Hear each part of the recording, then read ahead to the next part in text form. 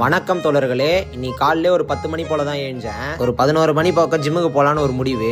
ஏன்னா இன்னைக்கு மதியானம் நம்ம பசங்களோட கொஞ்சம் வெளில போற வேலை இருக்கு. அதனால ஓட்ஸ் மட்டும் ப்ரீ ஒர்க் அவுட் மீலா சாப்பிட்டு ஒரு அரை மணி நேரம் கழிச்சு ஜிம்முக்கு போயிட்டேன். இன்னைக்கு நமக்கு இந்த வீக்கோட பாசிட்டிவ் புல் டே. அதனால அப்பர் பேக் நல்லா ஒரு ஹெவி லிஃப்டோட ஒரு 4 வேரியேஷன், அதுக்கப்புறம் பைக் 2 வேரியேஷனை போட்டு கடைசியா ஃபோராமுக்கு ஒரு வேரியேஷனை போட்டு ஜிம்ல இருந்து கிளம்பியாச்சு. அப்புறம் எப்போதும் போல பிரியாணி மேல செக்க கிரேவ் ஆயிடுச்சு. அதனால போஸ்ட் ஒர்க் அவுட்டா பிரியாணியை சாப்பிட்டு அதுக்கப்புறம் சாயங்காலம் ஒரு 4 மணி பக்கம் நம்ம பாய்ஸோட ஒரு அவுட்டிங்.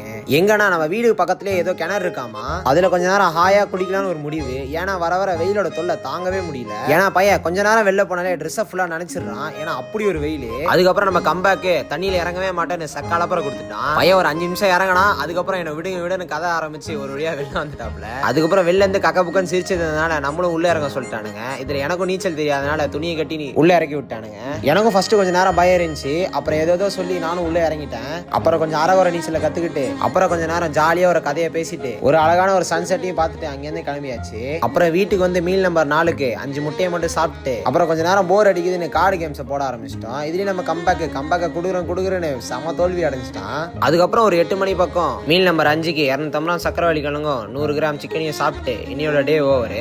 மீண்டும் நாளை சந்திப்போம். Stay strong.